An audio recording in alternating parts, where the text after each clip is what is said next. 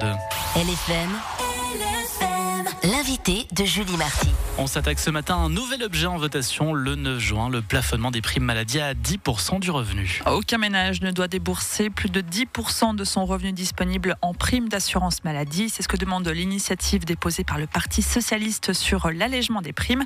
On reçoit ce matin le camp du non avec vous, Kevin Granger. Bonjour. Bonjour. Vous êtes le président de l'UDC Vaud, l'initiative donc que les assurés ne consacrent pas plus de 10% de leur revenu disponible aux primes. Dans un contexte actuel compliqué, difficile pour les ménages, d'inflation, de hausse généralisée des coûts, c'est pas une initiative nécessaire? C'est une initiative Père Noël.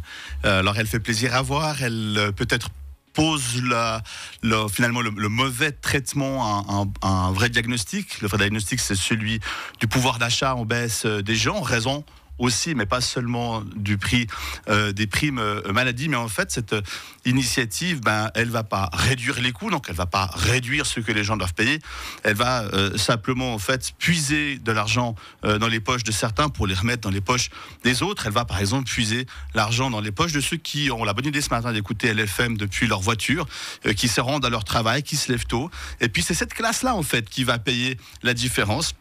Parce que c'est pas, et là il faut pas se laisser berner, il faut pas être naïf en fait avec ce nouveau texte du Parti socialiste. C'est le mauvais traitement à un bon diagnostic. Mais voilà, le traitement n'est pas bon et il s'agit aujourd'hui de le combattre. Le Parti socialiste souligne qu'une personne qui gagne peu doit payer le même subside, la même chose, pas le subside, la même prime maladie qu'une personne par exemple millionnaire. Est-ce que c'est pas urgent de répartir les coûts? On peut voir les choses comme ça. On peut aussi constater qu'aux Suisses, et c'est une des fiertés de notre pays, en tout cas c'est ce que je considère être le cas, que l'on soit à revenu très modeste ou que l'on soit millionnaire, on a le même traitement. On a le même traitement, on est pris en charge de la même manière, on ne fait pas de différence dans notre pays. Et donc, on paye finalement la même prestation vis-à-vis d'une même situation. Et ça, c'est foncièrement, fondamentalement solidaire dans notre pays. La réalité, c'est qu'aujourd'hui, si on veut agir et je crois que là il y a vraiment un consensus politique pour arriver à ce résultat, pour agir sur le renforcement du pouvoir d'achat des gens. Alors ce n'est pas en déshabillant Paul pour habiller Pierre qu'on va le faire. Paul étant dans ce cas-là finalement l'auditeur de ce matin, celui qui travaille, celui qui aujourd'hui va devoir payer un peu plus. Alors ce sera via la TVA, probablement via une autre hausse de l'impôt fédéral direct ou d'autres taxes qui seront nécessaires pour financer la mesure. Donc en réalité, pour beaucoup de gens, l'initiative du Parti socialiste va au contraire abaisser le pouvoir d'achat. Il faut être clair, il n'y a pas de miracle en fait. J'aimerais vraiment être très clair avec les gens à ce sujet-là. L'argent, il va rester le même à payer. Simplement, certains paieront un peu plus, puis c'est la classe moyenne, la classe travailleuse. Selon les options choisies, ce texte pourrait coûter entre 3,5 et 5 milliards de francs de plus par année à la Confédération et en canton. Et c'est justement un des arguments que vous mettez en avant ce matin, c'est ça coûte trop cher, on n'a pas les moyens. Pourtant, le Conseil fédéral a validé en avril dernier un résultat positif de 8,4 milliards de francs. Est-ce que c'est pas un peu la politique de Picsou ce matin? Non, en aucun cas, c'est une politique, au fait, c'est un constat que l'on doit faire, c'est que cette initiative, elle ne va pas réduire d'un franc ce que ça coûte au total. Non, mais pour la classe moyenne, la population. La classe moyenne, elle va probablement même plus devoir payer, celle qui se lève tôt, qui travaille dur, parce qu'elle va devoir financer cette différence, ce qui serait finalement plus à la charge des assurés les plus modestes. Et on est dans un pays qui a aussi le souhait de ne mettre personne au bord de la route. Les assurés les plus modestes dans notre canton comme partout ailleurs, ils peuvent bénéficier de subsides, c'est les fameuses PC Lamal dans le canton de Vaud.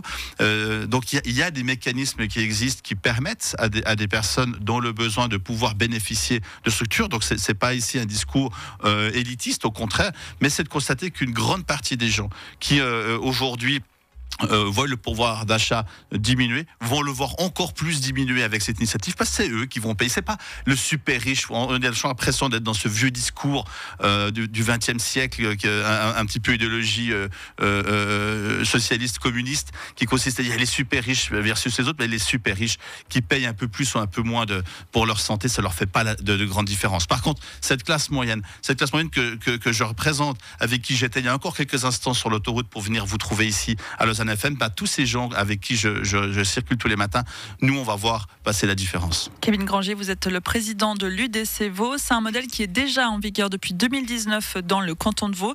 Et à l'époque, l'UDC avait soutenu ce texte. Alors pourquoi ce changement de cap ?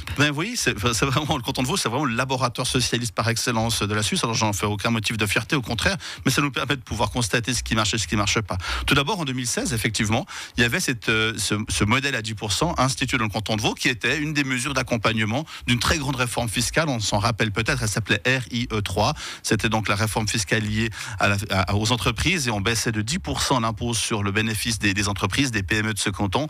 Donc il y avait une vraie contrepartie pour toutes ces personnes qui travaillent, que j'évoquais il y a quelques instants avec vous. Et puis en fait, non seulement donc, il y avait une vraie raison aussi pour mon parti de soutenir cette proposition en 2016, et puis depuis, il faut constater que c'est une mesure qui coûte 3 fois plus cher qu'au moment de son lancement.